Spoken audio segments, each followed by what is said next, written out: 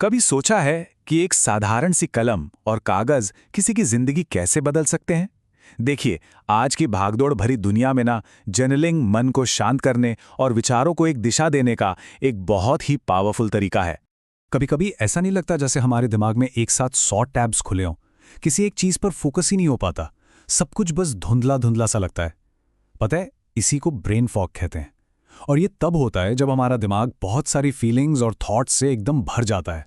तो फिर विचारों के इस जाल को सुलझाने के लिए तैयार हैं? ये विश्लेषण आपको दिखाएगा कि कैसे जर्नलिंग की एक छोटी सी आदत दिमाग में कमाल की क्लैरिटी ला सकती है। चलिए शुरू करते हैं। लेकिन सवाल ये है कि आखिर ये जर्नलिंग काम करती कैसे है? इसके पीछे ना एक फैसिनेटिंग साइंस है जो ये बताता है कि हमारा दिमाग उलझन में फंसता कैसे है। चलिए पहले इसे समझते हैं। ये स्लाइड देखिए, बहुत इंटरेस्टिंग है। डॉक्टर सिड वॉरियर के मुताबिक हमारे दिमाग में ना 2 हिस्से हैं। एक जो भावनाओं को महसूस करता है और दूसरा जो तर्क और फैसले लेता है।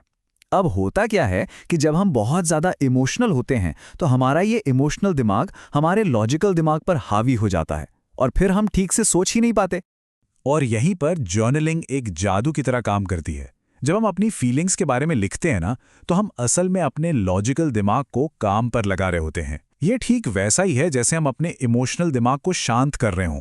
और नतीजा, जिंदगी के बारे में ज्यादा साफ नजरिया। तो अब जब हम ये जान गए हैं कि जर्नलिंग फायदेमंद क्यों है, तो चलिए अब ये देखते हैं कि कौन सी स्टाइल सबसे अच्छी रहेगी। इसकी एक बढ़िया मिसाल दृष्टि शर्मा की कहानी है। उन्होंने अपनी जर्नी एक सिंपल सी डायरी से शुरू की, फिर ऑनलाइन प्रॉम्प्ट्स का इस्तेमाल किया और आखिर में उन्हें ऐसी जर्नल्स मिली जिनमें सवाल पहले से ही लिखे हुए थे। ये दिखाता है कि वक्त के साथ किसी की भी जर्नलिंग स्टाइल कैसे बदल सकती है। देखिए, मोटे तौर पर जर्नलिंग के 2 तरीके हैं। एक है स्ट्रक्चर्ड जर्नलिंग, जो एक ढांचा देती है और ये बिगिनर्स के लिए बहुत अच्छी है। दूसरी तरफ है अनस्ट्रक्चर्ड जर्नलिंग, जो अपनी क्रिएटिविटी को बाहर लाने की पूरी आज़ादी देती है। दोनों ही अपने अंदर झांकने में मदद कर सकते हैं। चलिए अब आते हैं इस विश्लेषण के सबसे मजेदार हिस्से पर। डॉक्टर वॉरियर का एक बहुत ही सिंपल तरीका है जो जर्नलिंग को एकदम आसान बना देता है। इसे कहते हैं 3C मेथड, यानी कलेक्ट, कंसोलिडेट और कनेक्ट। ये एक सीधी सादी प्रोसेस है जो अपने विचारों को पकड़ने, उन्हें ऑर्गेनाइज करने और फिर उनसे कुछ सीखने में मदद करती है। तो पहला स्टेप है कलेक्ट। दिन भर में जब भी कोई थॉट या फीलिंग आए, उसे फौरन अपने फ़ोन के नोट्स में या कहीं भी लिख लीजिए। फिर आता है कंसोलिडेट। दिन के आखिर में इन सभी बिखरे हुए ख्यालों को एक जगह अपनी जर्नल में इकट्ठा कर लीजिए। और आखिर में कनेक्ट। कुछ दिनों के बाद जो भी लिखा है उसे पढ़िए और अपने बर्ताव और सोच में पैटर्न्स ढूंढिए। देखिए, कोई भी नई आदत शुरू करना एक्साइटिंग होता है, पर उसे बनाए रखना उससे भी ज़्यादा रिवॉर्डिंग हो सकता है।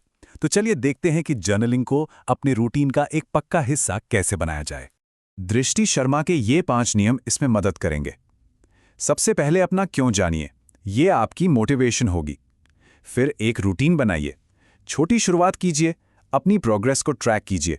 और हाँ, याद रखिए, एक बार में सिर्फ एक ही नई आदत पर फोकस करना है। छोटी शुरुआत करे वाला प्रिंसिपल यहाँ सबसे जरूरी है। रोज कोई उपन्यास लिखने की जरूरत नहीं है, बस 5 मिनट से शुरू कीजिए और फिर देखिए कि आपको कहाँ ले जाता है। तो अब जर्नलिंग का क्यों, क्या और कैसे सब कुछ पता चल गया है। अब सफर शुरू करने की बारी है। और ये सबसे जरूरी बात है, जर्नलिंग कोई एग्जाम नहीं है, ये सिर्फ आपके लिए है। इसे वैसे ही कीजिए जैसे आपको अच्छा लगता है। कोई रूल्स नहीं है, सिर्फ आप हैं और आपके ख्याल हैं। इस विश्लेषण को खत्म करने से पहले एक पल के लिए रुकिए। आज मन में ऐसी कौन सी एक बात है जिसे आप कागज पर उतारना चाहेंगे? क्या पता यही आपकी जर्नलिंग यात्रा का पहला कदम हो। उम्मीद है कि इस विश्लेषण ने जर्नलिंग शुरू करने के लिए आपको इंस्पायर किया होगा। अगर ये आपको मददगार लगा हो तो इसे लाइक ज़रूर करें और उन लोगों के साथ शेयर करें जो अपनी ज़िंदगी में थोड़ी और क्लैरिटी चाहते हैं।